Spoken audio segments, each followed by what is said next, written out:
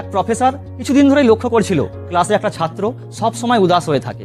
Class শেষে তাকে নিজের কেবিনে ডেকে জিজ্ঞাসা করলো, তুমি সবসময় ক্লাসে উদাস হয়ে থাকো কেন? কোনো সমস্যা আছে? ছাত্রটা বলল, অতীতে আমার সঙ্গে খারাপ কিছু ঘটেছে। প্রফেসর সন্ধ্যায় তাকে নিজের বাড়িতে আসতে বলল। ছাত্রটা সন্ধ্যার সময় বাড়িতে এলে প্রফেসর তাকে এক গ্লাস শরবত করে দিল, কিন্তু শরবতে অনেক বেশি নুন মিশিয়ে দিল। ছাত্রটা শরবতে চুমুক দিয়েই বলল, এতে নুন অনেক বেশি হয়ে গেছে।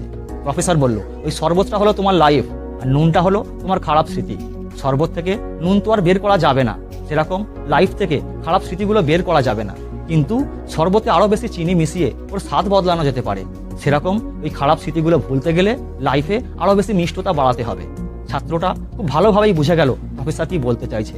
সে নিশ্চিত করলো অতীতের স্মৃতিগুলোকে মনে করে সে আর কোনোদিন উদাস হবে না।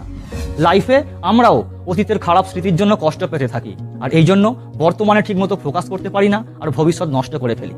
যেটা ঘটে গেছে সেটা তো আর বদলানো যাবে না, কিন্তু ভুলতে তো পারা যাবে, আর সেটাকে ভোলার জন্য নতুন করে মিষ্টি স্মৃতি আজকে তৈরি করতে হবে। লাইফে খুশির অনুভূতি এলে তবেই তো মিষ্টতা বাড়বে।